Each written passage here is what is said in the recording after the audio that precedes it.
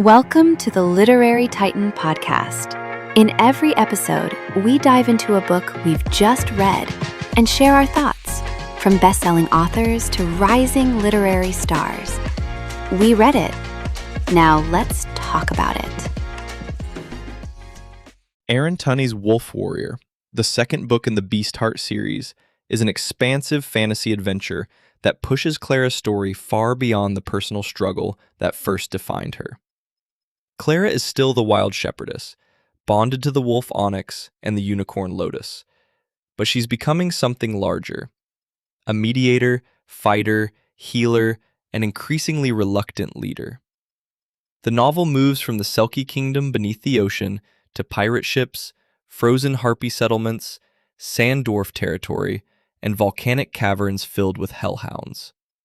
Along the way, Clara gets pulled into a conflict involving Queen Sedna, the mysterious leviathans, human mages, and a trade in selkie pelts that reveals just how deeply exploitation runs through the human kingdom.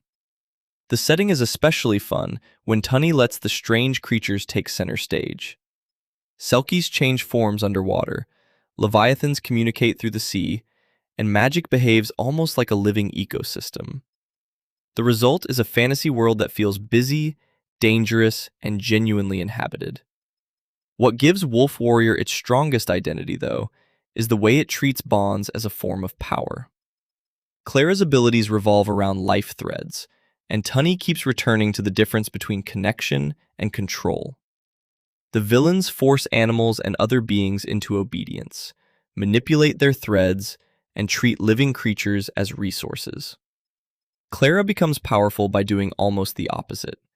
She listens, repairs, cooperates, and gradually learns that some problems are too large for one person to solve. One of the most telling moments comes after the battle with High Mage Fathma. Clara has already won, but she refuses to consider the job finished while Queen Sedna is dying. So Clara, Wave, Quartz, Orion, and Aquintal work together to reconstruct Sedna's damaged life threads. That idea carries into the later restoration of Iridescent, where memory, affection, and Quartz's love become part of the healing itself. It's an earnest approach to magic, and it makes Clara's compassion feel like an active skill. Tunney writes with a direct, highly visual style, particularly when monsters, battles, or magical transformations are involved.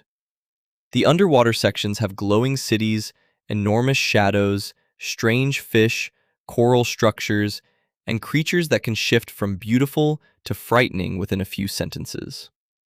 The later Hellhound material gets darker, with captured souls, animal experimentation, and Duke Averance's disturbing attempts to merge domesticated beasts with magical creatures. There's a lot happening throughout the novel, and that abundance becomes part of its personality. Alliances change, characters are captured and rescued, old enemies become potential allies, and new pieces of the Beast Heart mythology keep appearing.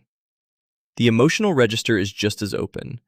Clara cries, panics, gets angry, falls in love, makes mistakes, and gets physically battered by the consequences of her choices. The lighter exchanges with Twitch, Helios, Quartz, and the animals help keep all that danger from becoming monotonous. I especially liked how the developing romances sit alongside the larger political story instead of replacing it. Readers of Tamora Pierce, especially her Immortals books, may recognize something appealing in Clara. Like Pierce's Dane, Clara's relationship with animals and magical creatures gradually changes how she understands both power and the societies around her. Tunney takes that idea in a particularly political direction, building Clara into someone who can connect species and kingdoms that have spent generations fearing one another. By the end of Wolf Warrior, she's beginning to see herself differently too. After surviving betrayal, war, and the corruption of people she was raised to respect, Clara looks at herself as a warrior, a survivor, and someone capable of leadership. She also recognizes that the conflicts she's uncovered are much bigger than one kingdom, while the epilogue opens the Beast Heart mythology even further through Hazel and her own hidden connection to that power. Wolf Warrior feels like the point where the Beast Heart series grows from Clara's individual story into a much larger fantasy about alliances, inherited hatred, freedom, and what kind of person deserves to wield power. Thanks for joining us on the Literary Titan podcast. If today's review sparked your interest, be sure to pick up a copy of the book and experience it for yourself. If you enjoyed the episode, don't forget to subscribe, leave a rating, or share it with a fellow book lover. Until next time, keep reading, not just to escape, but to grow.